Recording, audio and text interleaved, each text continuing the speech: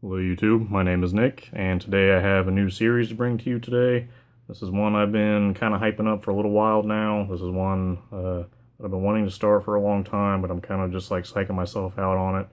Trying not to take this too seriously, but I'm going to try to keep this as professional sounding as possible, because I'd like to keep these noteworthy to those who watch them. And this is going to be a series called The Legacy Reviews. These are going to be based around bands that have, at one point or another, left their mark in metal history, either currently, in the past, or they've done both. They're old and they're still going. I'm going to try to keep this to bands that are mostly smaller. I'm not going to do like Morbid Angel or Celtic Frost or anything like that. I'm going to try to keep this a little more unknown, because that's the only reason that I feel like there's a purpose to make a video like this. So I'm going to kind of go over the band's mostly full-length discography, unless there are other notable releases. And I'm just going to kind of tell you about the bands, tell you about the albums, how I feel about them, favorites, least favorites, recommendations, all that kind of crap.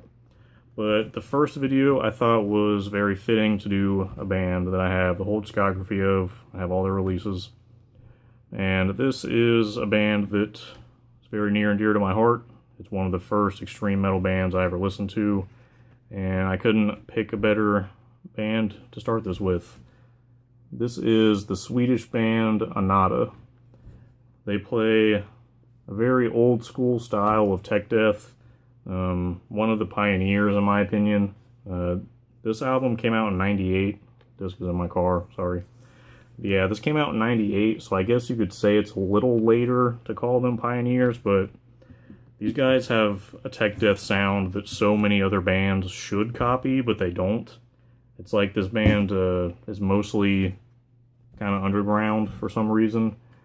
One of the all-time greats of tech death in all of history. This is their debut, The Infernal Depths of Hatred, and this came out in 1998. And this is a fabulous album. This has so much raw energy as like a debut, and it's tech death, but it's not straightforward tech death. There's a lot of chunky moments, there's a lot of heaviness, there's still the grit and the like stomach curdling like tremolo picks that you hear from old school death metal. Lots of really tough, cool moments in this album.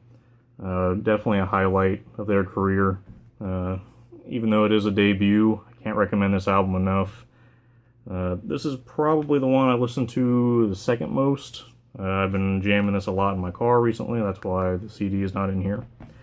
Yeah, that is their debut, and only greater things to come from this band. Man, what a legendary band. At the end, I'm going to kind of go over their situation. But this is their sophomore album, Dreams of Death and Despair. This came out in 2001, and this is also a Season of Mist release, as with the other one. And this is where they kind of start experimenting with their sound a little bit more. I wouldn't call this a sophomore slump by any means, but this is my least favorite album of theirs.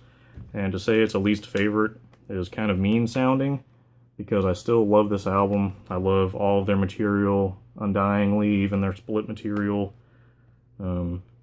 But this is a little more melodic. This is a little more straightforward. But this is one of the first times we get songs that will foreshadow what they're going to sound like later, because what they sound like on here is pretty darn different than what they sound like on their last two releases, because they do have 4 full lengths. So this is Dreams of Death and Dismay by Anata, another great release. Some notable tracks on here: Faith, Hope, Self-Deception, God of Death is one of their most famous songs, I believe. Can't Kill What's Already Dead, The Temple Erratic, just so many amazing songs on here. Songs I forgot to mention off of here. Under Azure Skies, one of the best tech death songs ever. This is the 3rd song on here. Then we got songs like Vast Lands, Infernal Gates, Those Who Lick the Wounds of Christ. Just absolutely phenomenal, tough, relatively nasty sounding tech death with kind kind of like harsh, raspy screams and growls. The screams much less raspy, but the growls are very recognizable and old sounding. Hard to copy a vocal style like this. Definitely love the style. It took me a little while to get into when I was first listening to metal. As I said, this is one of the first bands I got into, but it's definitely one of my favorites. It still holds up today. And that leads me into my favorite album of theirs, honestly. This is the 2004 release. This is an earache release, but this is a wicked pressing of Under a Stone with No Inscription by Anata, obviously. This is my favorite album of theirs. This is a pretty harsh transition from the old school sound, where this was a little rawer, and the tones were still really deep and bassy and kind of earthy sounding, where this is more of their modern sound, much differently produced, much crisper. This is where all the instruments shine in their own light. And one thing I want to mention, their drummer, I think his name is like Connie or something.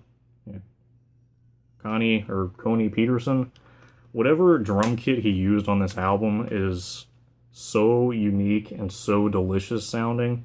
It sounds like he's drumming on like pots and pans for the toms. This is one of my favorite drum sounds of all time.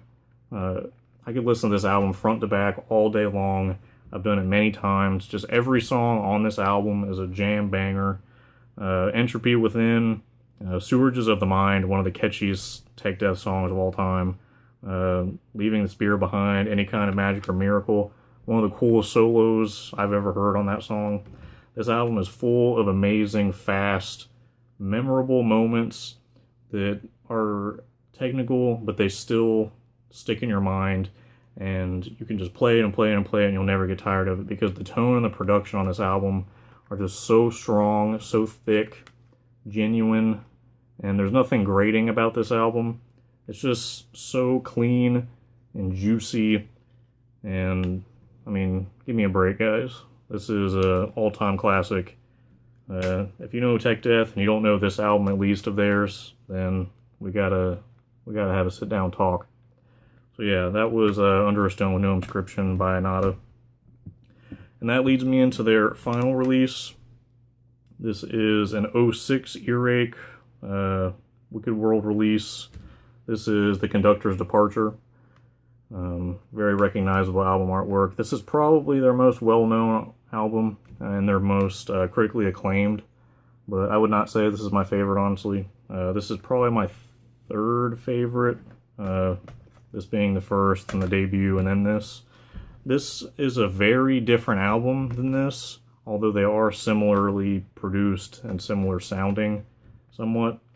This is where they start to ultimately add like an overarching maturity to the sound. I'm not a huge fan of that term, but this is super complex, twisting and turning, winding, cyclopean, labyrinthian songwriting.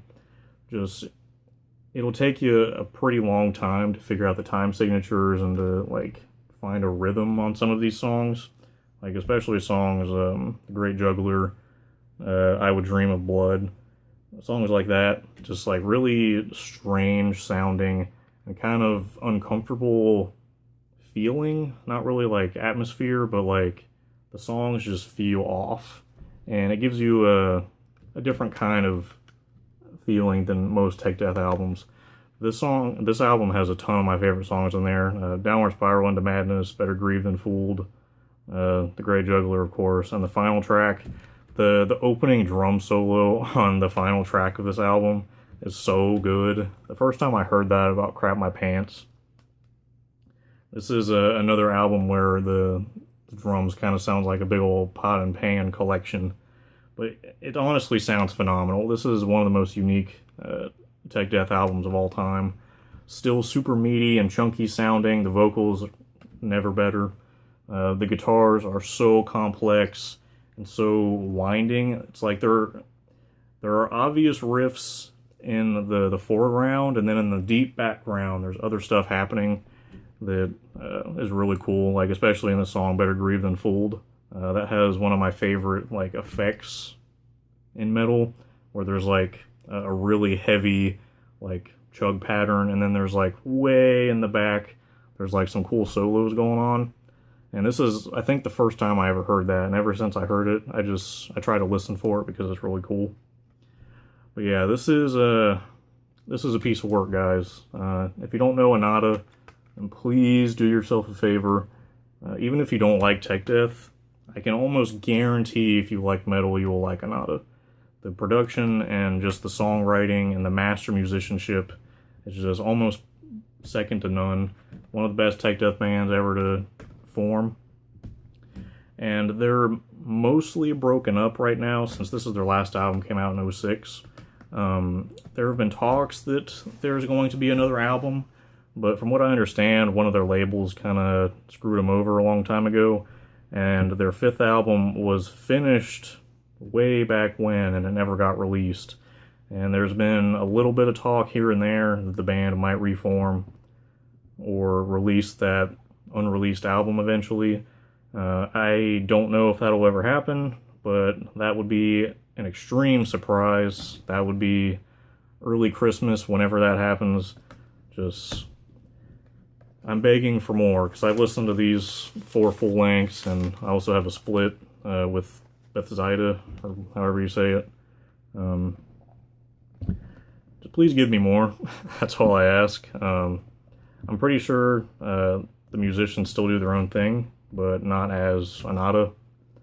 But yeah, that was my legacy review of the band Anata from Sweden. This is going to conclude this video. Hopefully you enjoyed this type of video. If you want me to make more of these, I will be happy to, because I have a long list of bands that I want to do this with.